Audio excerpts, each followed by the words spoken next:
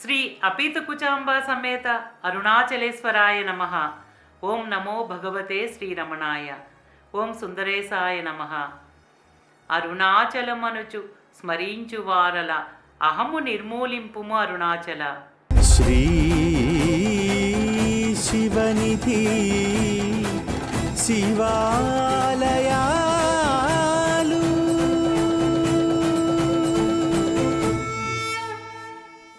శ్రీ శివనిధి శివాలయాల కార్యక్రమంలో అరుణాచల క్షేత్రంలో మహిమాన్వితమైన అరుణగిరి ప్రదక్షిణలో భాగంగా శ్రీ రమణాశ్రమంలో భగవాన్ అనుగ్రహం పొంది ఆశ్రమంలోనే సమాధి చెందిన ధన్యజీవులైన భగవాన్ యొక్క శిష్యుల గురించి ప్రస్తావించుకుంటూ ఉన్నాం.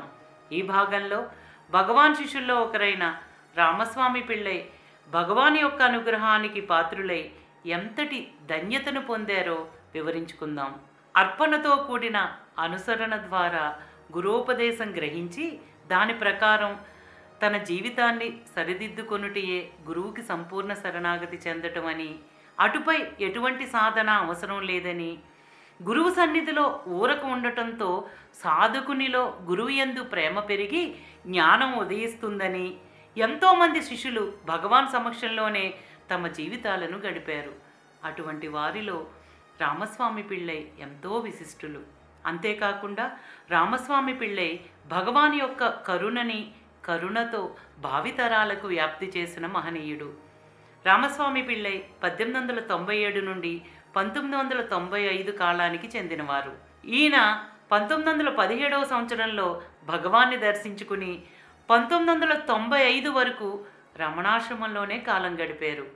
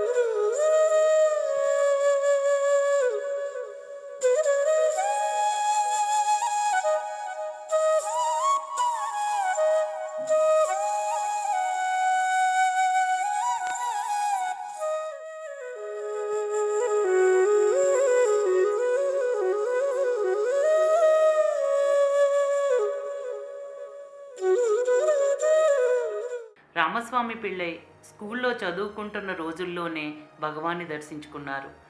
ఆ సమయంలో సోఫా మీద ఆనుకుని రాజటీవీతో ఉన్న భగవాన్ని చూసి ముగ్ధుడయ్యారు. అప్పటి నుండి భగవాన్ను మానవాకారంలో ఉన్న భగవంతుడిగా భావించారు. రామస్వామి పిళ్ళై ఎప్పుడూ ఏమీ భగవాన్ని కోరలేదు. హృదయాన్ని ద్రవింపజేసే అనుగ్రహపూరిత వీక్షణాన్ని భగవాన్ రామస్వామి పిళ్ళైపై సారించారు. భగవాన్ను చూస్తుంటేనే ఆయన మనసు ఆనందంతో పొంగిపోయేది.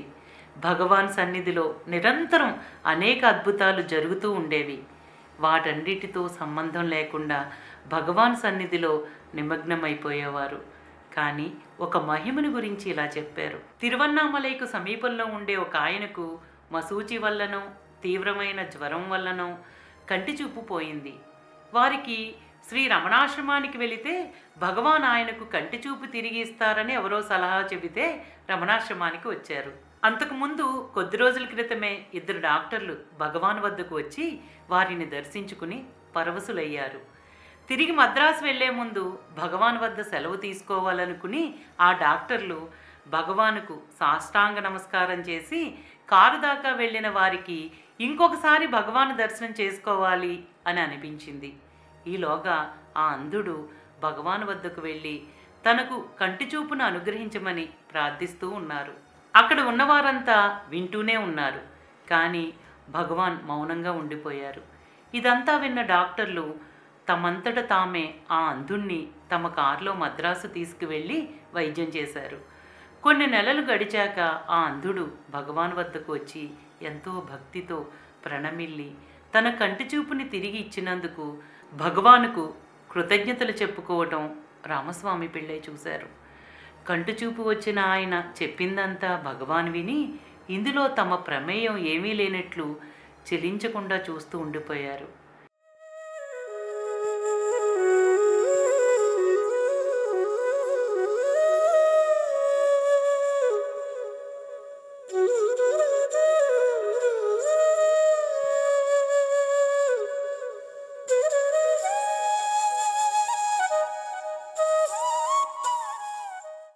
మరొకసారి భగవాన్ స్కందాశ్రమంలో ఉండే రోజులలో వారు ఒక్కపూటే భోజనం చేసేవారు. ఆ సమయంలో ఒక శిష్యుడు అన్నం, కొబ్బరికాయను భిక్షగా తీసుకువచ్చారు. ఆ అన్నంలో కొబ్బరిని కోరి పంచదార కలిపి సంగటిని తయారు చేయమన్నారు భగవాన్. కానీ ఆశ్రమంలో అప్పుడు పంచదార నిండుకుంది. భగవాన్ పంచదారకు బదులుగా ఉప్పును వాడమన్నారు. అయితే ఆ సమయంలో ఉప్పు కూడా నిండుకుంది. ఇంతలో రాత్రి 9 గంటల ప్రాంతంలో ఆశ్రమం తలుపుని ఎవరో తట్టారు. రామస్వామి పిళ్ళై వెళ్ళి తలుపు తీసి ఆశ్చర్యంగా చూశారు. చీకటిగా ఉండి వాన పడుతున్న 2 యువకులు పటికి బెల్లం పొట్లాన్ని, అరటిపళ్ళ గుత్తిని తెచ్చి భగవానికి సమర్పించారు. అప్పుడు భగవాన్ చొలోక్తిగా, అరే, పటికి బెల్లం అరటిపళ్ళతో కూడా వచ్చిందే అని ఆ 2 యువకులతో భగవాన్, ఈ సమయంలో మీరు రావటం ఎలా తటస్థించింది అని అడిగారు. వారిలో ఒక యువకుడు తమ శిష్యుడు అంప్రిస్ తమ గురించి రాసిన 3 వ్యాసాలు ఇంటర్నేషనల్ సైకిక్ గెజిట్లో ప్రచురించబడ్డాయి. అవి చదివినప్పటి నుండి తమను దర్శించాలన్న ప్రగాఢమైన కాంక్ష మాలో కలిగింది. కోయంబత్తూరులో కాలేజీ విద్యార్థులుగా ఇక్కడికి ఎక్స్కర్షన్కి వచ్చాము. రేపు ఉదయమే వెళ్ళిపోతున్నాము. పరమేశ్వరుడు అనుగ్రహించిన ఈ సదావకాశాన్ని వదులుకోవటం ఇష్టం లేక వర్షాన్ని, చీకటిని లెక్క చేయకుండా ఇక్కడికి వచ్చాము. తమరి దర్శనం మాకు ఎంతో అమూల్యమైనది, ఎప్పటికీ మరవలేనిది అని చెప్పి వారు వెళ్ళిపోయారు. ఆ తర్వాత ఆ పటికి బెల్లాన్ని పొడి చేసి భగవాన్ చెప్పినట్లు సంకటిని తయారు చేశారు. ఈ సంఘటనను రామస్వామి పిళ్ళై ఎప్పుడూ గుర్తు తెచ్చుకుంటూ ఉండేవారు.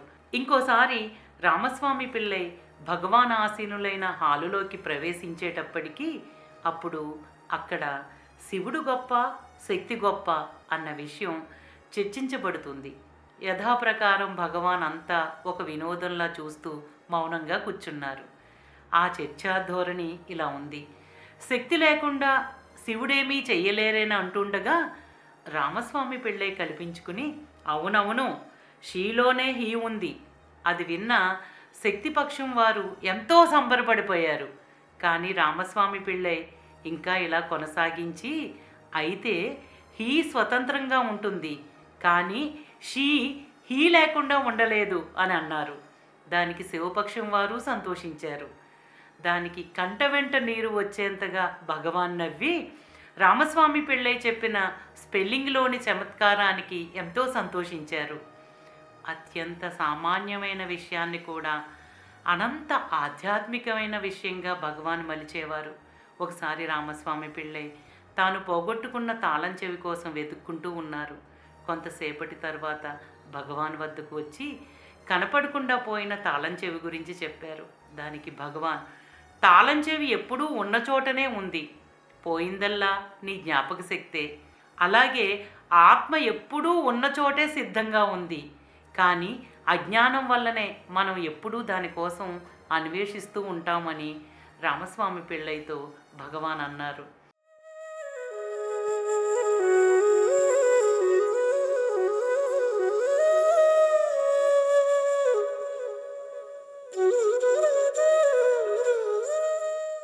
Main teaching is Bhagavan's teaching.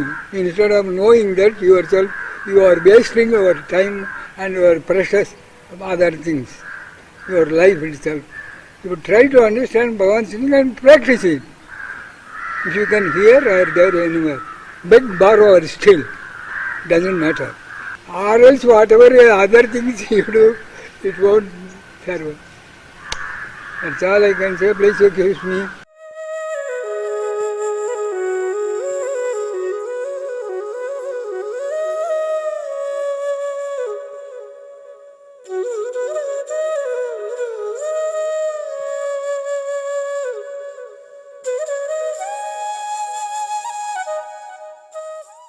Ramaswamy Pillai భగవానుకు సంపూర్ణ శరణాగతి చెంది వారి దివ్య చరణాలలో ఐక్యమైన మహనీయుడు.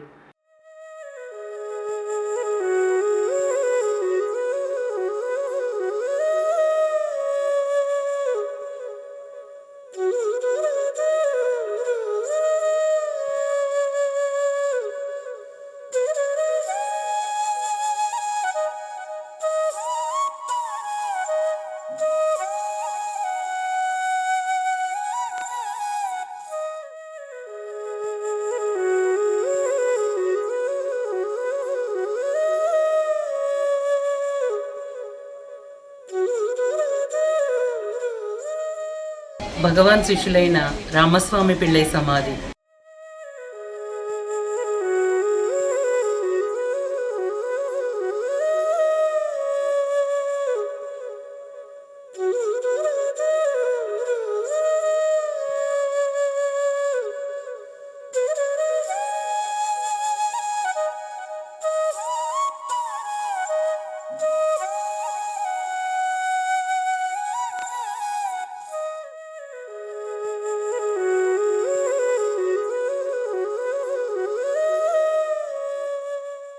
రామస్వామి పిళ్ళై పరమపదించిన రోజును పురస్కరించుకుని ఇప్పటికీ ప్రతి సంవత్సరం భక్తులు రమణాశ్రమం వారు వారి సమాధి పైన అభిషేక అర్చనాదులను నిర్వహించి పూమాలలతో అలంకరించి భగవాన్ రచించిన అక్షరమణమాలను కీర్తిస్తూ నివాళులర్పిస్తారు.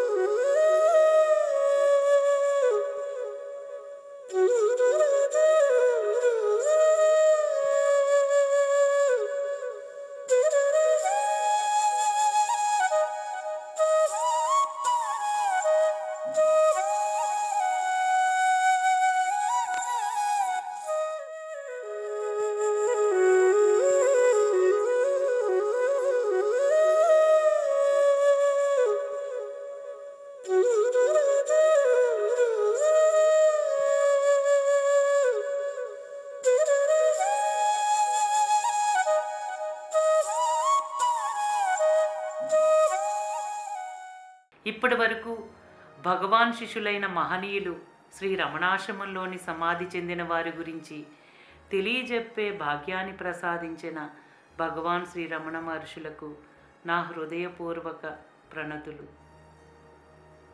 ఓం నమో భగవతే శ్రీరమణాయ. శ్రీ అపీతకుచాంబా సమేత అరుణాచలేశ్వరాయ నమః. ఓం సుందరేశాయ నమః. ప్రేమతో నీనామమాలించు భక్త భక్తుల భక్తుగా బ్రోమరుణాచల.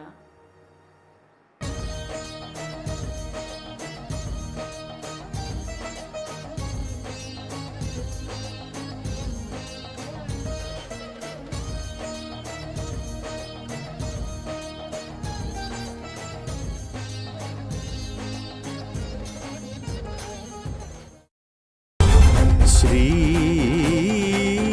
శివనిధి శివాలయా